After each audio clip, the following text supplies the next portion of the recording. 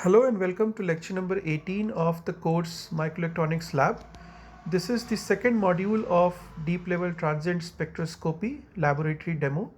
Here we will talk about DDLTS and its submodules, which is the deep level profile and electric field dependence.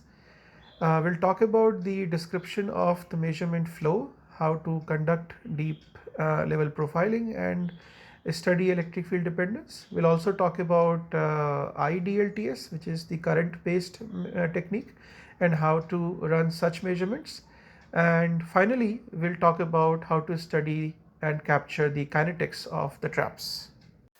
So we now go on to the next module called the double pulse DLTS. After looking into the DLTS acquisition and analysis modules, we have extracted trap parameters such as energy, capture, cross section, but we would also like to know where these traps are present.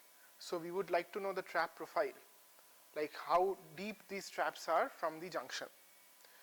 So the method that we use is called double pulse DLTS, wherein I had talked about V filling pulse and measuring pulse. For trap profile analysis, we vary the filling pulse, keeping the measuring pulse fixed. This will give us spatial profile of deep level traps that we can extract from this module. The second thing is, we would also like to study the electric field dependence of these traps. What happens sometimes is that these traps have an energy barrier. Once the electrons are trapped or holes are trapped, they will attempt to jump out of the trap when temperature or light is given. But whether they would be successful or not would depend on the potential barrier at the trap.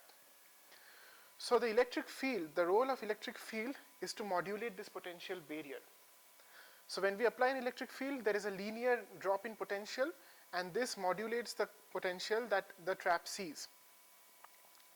And therefore it is important to characterize how the potential barrier is sensitive to electric field. For that, what we do in the DDLTS module, we keep the filling voltage fixed and we vary the measuring voltage. Why?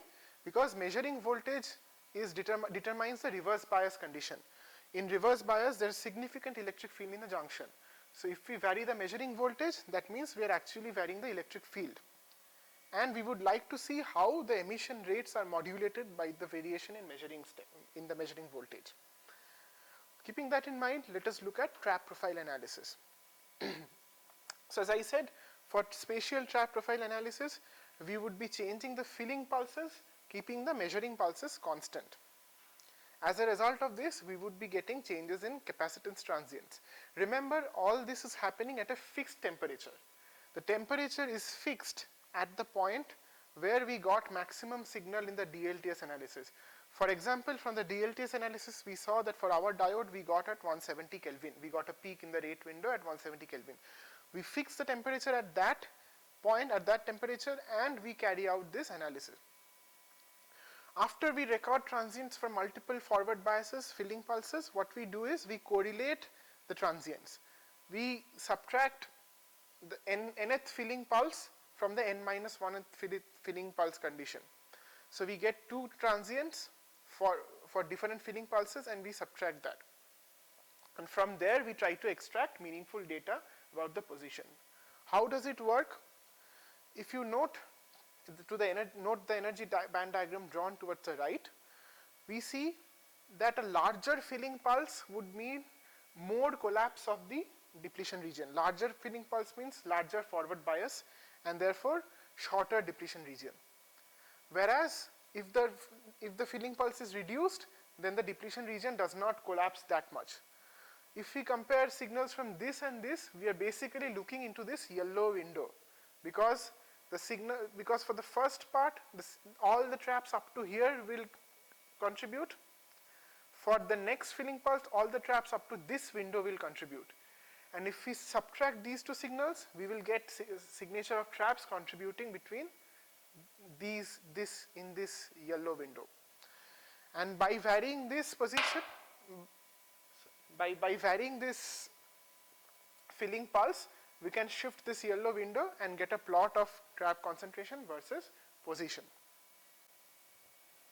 Now that we discussed the need to do double pulse DLTS, let us see how do we do double pulse DLTS data acquisition here. We again go back to this main menu where under the DLTS tab we see the second and the third point corresponds to DDLTS. The second point is for deep level profile analysis data acquisition. The third point is double pulse DLTS for field dependence. Let's start with the profile data acquisition.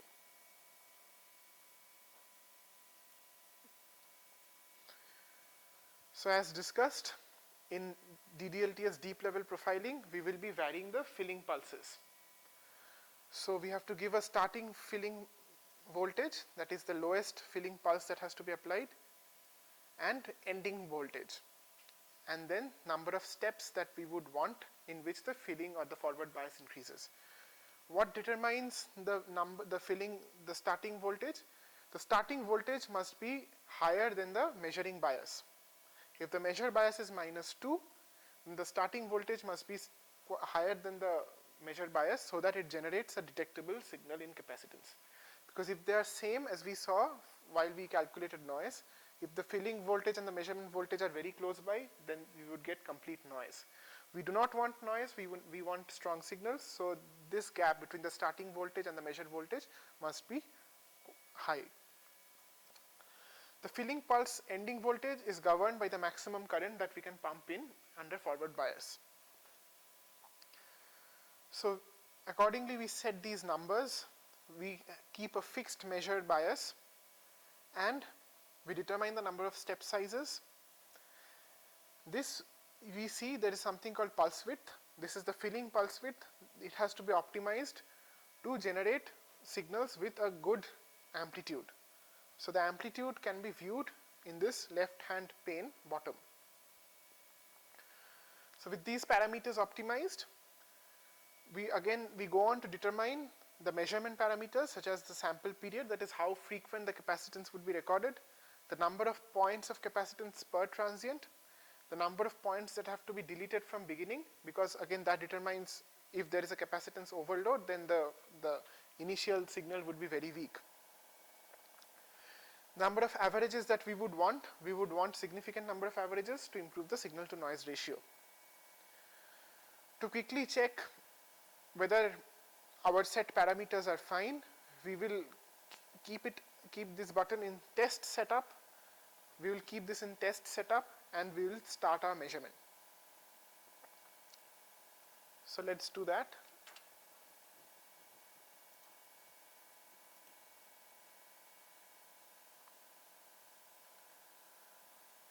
So the test setup shows the number of measurements taken for this particular filling pulse and measurement bias.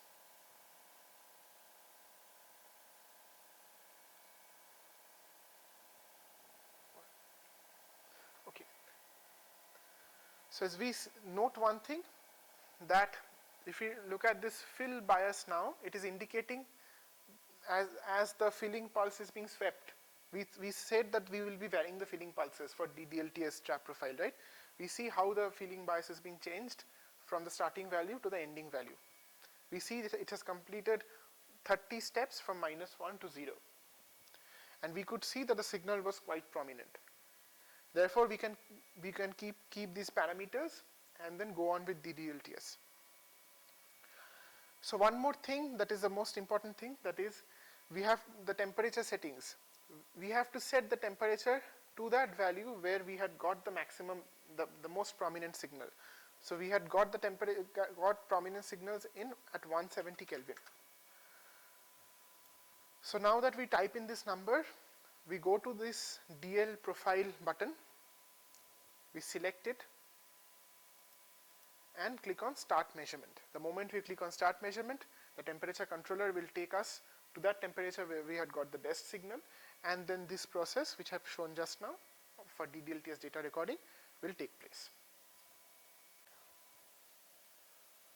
In the previous section, we saw DDLTS deep level data acquisition for profiling. In the next section, we'll see how to do data acquisition to study field dependence. For that, we'll click on the third tab. Once we click here, this window opens up, and here notably we have we have these following parameters. For example, we can vary the filling pulses, voltages, we can vary the measurement bias ranges, the filling pulse width, and as similar to the DLTS module, we can vary sample period, number of points, and the number of averages per bias condition. Here for the electric field effect analysis, we use two filling pulses to ensure that the sign of the transient does not get changed.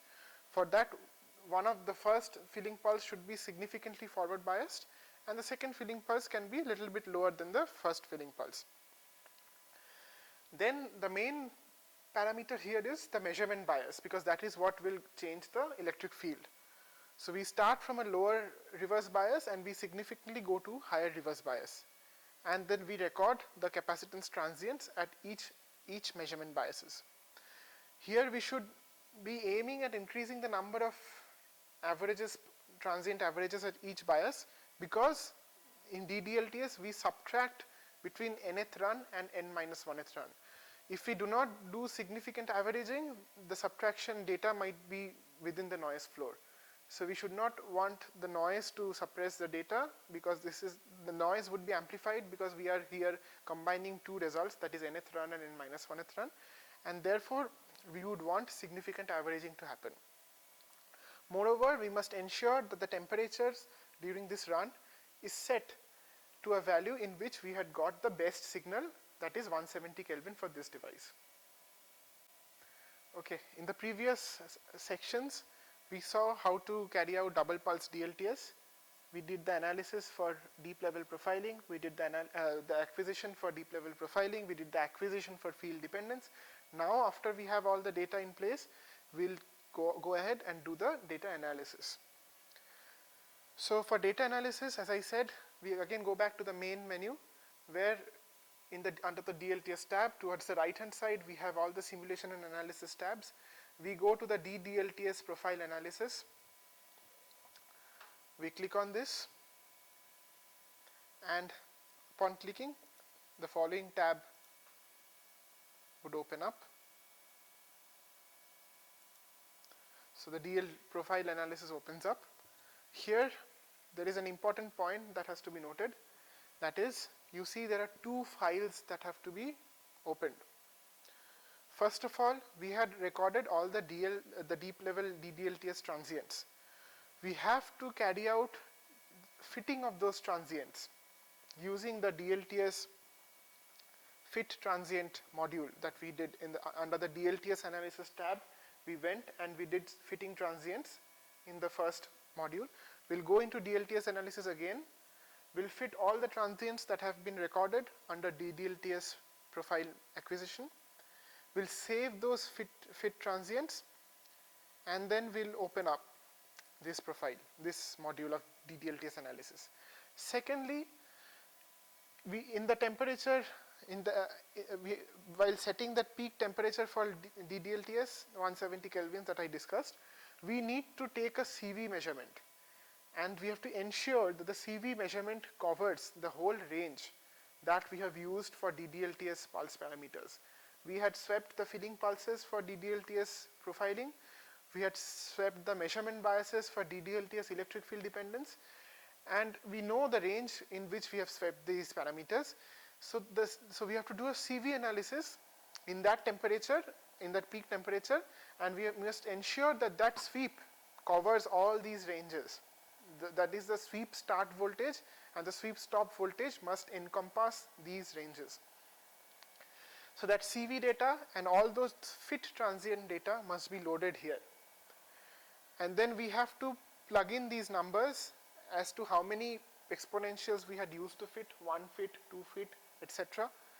We have to load in the measurement values that we have used, and we have to plug in the dielectric constant, and from the rate window we can plug in the trap energy level that we have got from the rate window or from the fit analysis, and then we'll click on calculate deep level profile. Based on the deep level profile, based on the CV and these transients, the software generates a profile having the deep level concentration on the y-axis and the depletion width on the x-axis, and this will give us an information as to how this carrier, how the trap concentration changes as one moves from the junction into the bulk of the diode.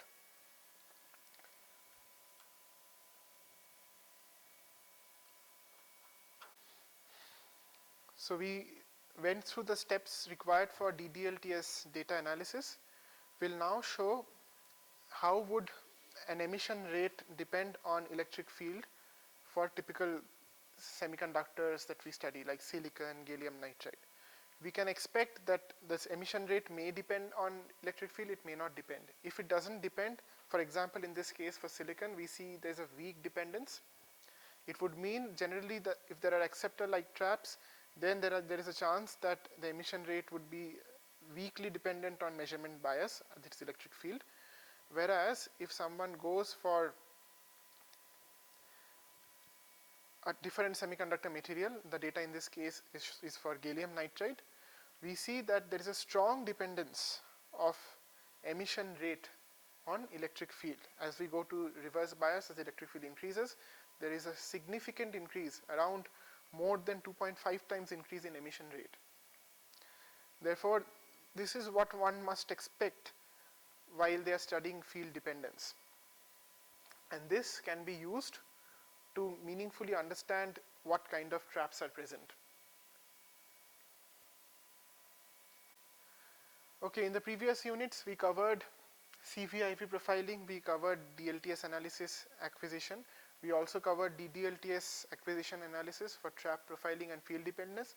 Now we move on to the next module, where in addition to capacitance transients, we can also study current transients, because it is ultimately change in charge which can be reflected as capacitance or current. So for that we go to I-DLTS. So we go back to the main menu, go to the fourth tab, which is I-DLTS tab. We click on I-DLTS data acquisition.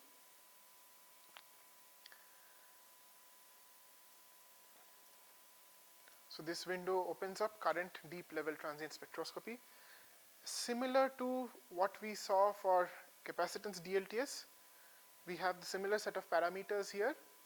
We have measurement voltage, filling voltage, pulse width, sampling period, number of points, number of transients to be averaged, and the number of points that will be deleted from start to get a good transient. Again, we must look for the transient amplitude, the magnitude, and the number of electrons. This has to be maximized to generate good transients. Also, there is a bank of resistor that can be used for current sensing. We have resistors as low as 5 ohms to 20 mega ohms, depending on how low your current is. To strengthen your signal, we have to accordingly select this sensing resistor. We can generally keep it in auto mode.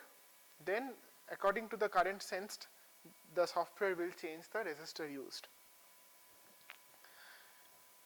We have multiple modes here. First is current DLTS, current double pulse DLTS, similar to capacitance module. We have photo-induced current transient spectroscopy. We also have differential photo-induced current transient spectroscopy. So all the measurements that we were doing till now were thermally excited transients. We were exciting traps thermally by changing electrical bias. What we can also do is we can keep the temperatures fixed, and we can do optical excitation, because there would be some traps which could be efficiently excited by light. And so how do we do that? Same for capacitance and current transient spectroscopy modules. There is a tab, you can see this vertical line. Just beside this I-DLTS/I-DLTS tab, there is something called optical field pulse. We can select the current that has to be pumped into the LED. That has to be determined by the LED manual, that how much current would be needed, and accordingly the voltage has to be selected. And as I had shown you in the beginning, the SMU module, just beside the DUT power supply, there is LED power supply. We have to plug in those BNC connectors. We have to give appropriate voltage and currents, set the quiescent point for the LED, and then we begin with the measurements. So we select the required module that we want to do. We want to do I-DLTS or I-DDLTS, PICTS, or differential photoinduced current transient spectroscopy. And before doing the actual measurements, again similar to the capacitance DLTS, we have to modulate these parameters such as measurement bias, filling pulse, pulse width of filling pulse, etc. to maximize the transient amplitude, to maximize the signal strength. Secondly, similar to capacitance transient spectroscopy, we have to do a temperature scan for getting this rate window that we were looking at.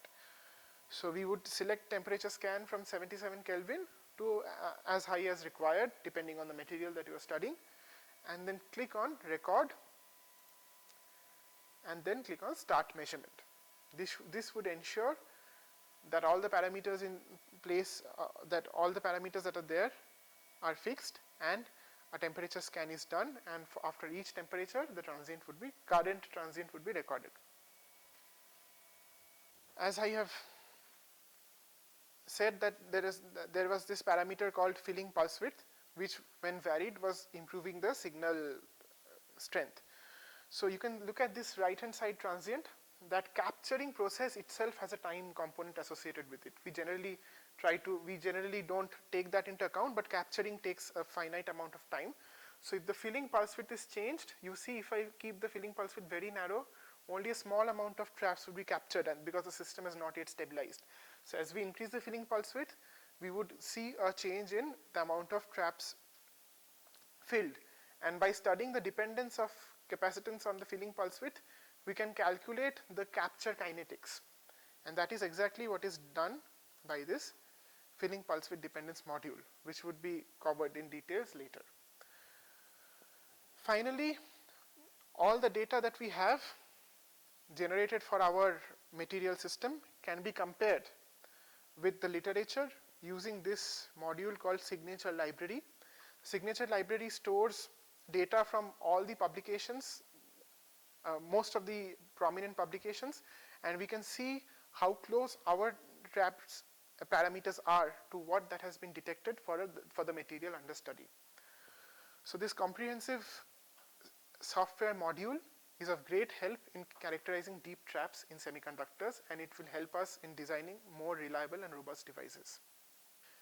As discussed, we saw that the capture pulse width has a strong effect on the DLTS signals, and in fact by studying the effect of filling pulse width, that is the capture phase, we can study the capture kinetics of these traps by in similar ways as we did the DLTS measure emission kinetics.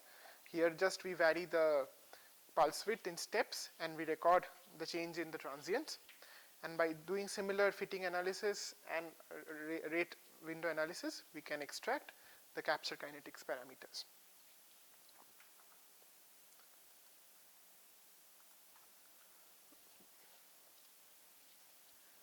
Okay, in addition to all these data generation that we have done, we can also compare the data extracted from our measurements with the existing library that is present here. For each and every module, we have something called the signature library. You can see for I-DLTS, for DLTS, ODLTS, we have a signature library where all the publications, the important publications in the field of the semiconductor devices are present, where for each and every material we have the reported energy levels, capture cross-section, etc. And we can compare that with our measured data, and therefore we can be sure about how good our measurement has been. Also for getting a theoretical understanding, we can also use something called the DLTS data simulation modules, I-DLTS data simulation modules, where we can plug in capture cross-section, trap energy level, trap concentration, background concentration, etc. And we can simulate the expected transients. And we can then see how what the non-idealities are. Because if we have some expected energy levels, and if the measured signal does not match, that means there might be some non-idealities such as leakage currents, etc., which can then be modeled by comparing the simulation and experimental data. With this, we come to the end of this deep level transient spectroscopy hands-on demonstration session. And where we have covered a wide range of measurements such as capacitance voltage, current capacitance frequencies over a wide range of temperatures. We saw the various measurement considerations for deep level transient spectroscopy, all the measurement parameters. We also saw current deep level transient spectroscopy. We saw how optical pulses can be used in place of thermal excitations. We saw how RNAS analysis and rate window analysis is done. All these informations, in addition to the fitting, the multi-exponential fitting of these transients, would help us gain insights into the behavior of traps in semiconductor devices, and hence help us improve the reliability of these devices, and therefore help us in devising robust devices for industrial applications. Thank you for patiently hearing out.